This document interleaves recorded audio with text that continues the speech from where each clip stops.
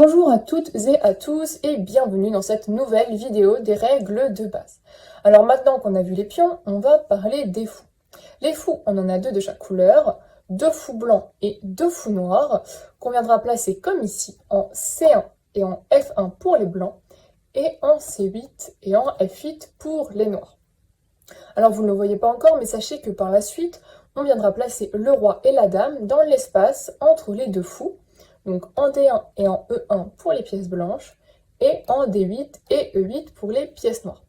Donc, si jamais vous avez un doute sur le bon placement de vos fous, rappelez-vous toujours qu'ils encadrent le couple royal, le roi, la dame, et que si votre fou n'est pas à côté soit du roi, soit de la dame, en fonction du fou, c'est que vous vous êtes trompé de place. Au niveau des déplacements, c'est très simple aussi. Les fous se déplacent et mangent de la même manière, uniquement en diagonale. Donc là, comme on peut le voir, par exemple, on va prendre l'exemple des fous blancs, on voit qu'on a un fou de case foncée et un fou de case claire. Ce qui veut dire que ce fou de case foncée ne pourra aller que sur des cases foncées, logiquement, et ce fou de case claire, c'est pareil, il ne pourra aller que sur des cases claires. Si jamais ce fou vient à se retrouver sur une case foncée, c'est que vous êtes trompé lors du déplacement. Donc ça, faites-y attention, toujours sur les cases de même couleur, vu que c'est en diagonale. Après, les fous avancent de toutes les cases qu'ils veulent ou qu'ils peuvent. Je dis qu'ils peuvent parce qu'en fait, aux échecs, quand on mange quelque chose, on s'arrête. On prend la place de ce qu'on a mangé, on prend sa case et on s'arrête, c'est à l'adversaire de jouer. Donc même s'il reste des cases sur la diagonale et qu'il y a une pièce ou un pion en plein milieu, le fou va prendre et va s'arrêter. Il ne va pas continuer. Pareil, si sur la diagonale, vous avez plusieurs pièces ou plusieurs pions les uns derrière les autres, on s'arrête à la première chose qu'on vient manger. Donc le premier pion ou la première pièce, la première chose qu'on mange, hop, on s'arrête et c'est à l'adversaire de jouer. On ne peut jamais prendre plusieurs choses en même temps.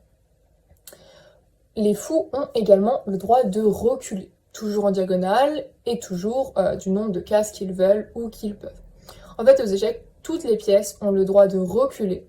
C'est juste les pions qui n'ont pas le droit, mais sinon, toutes les pièces ont le droit. En revanche, les fous n'ont pas le droit de sauter par-dessus les pions ou les pièces.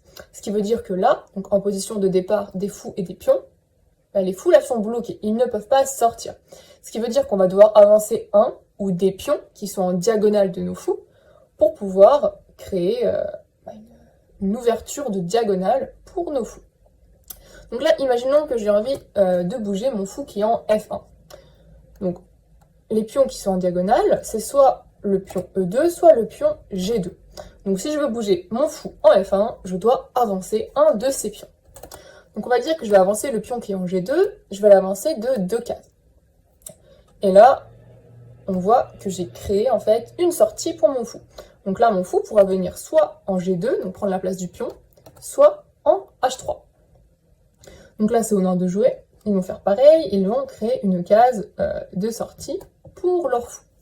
Et là, on voit, du coup, le fou noir et le pion blanc sont sur la même diagonale.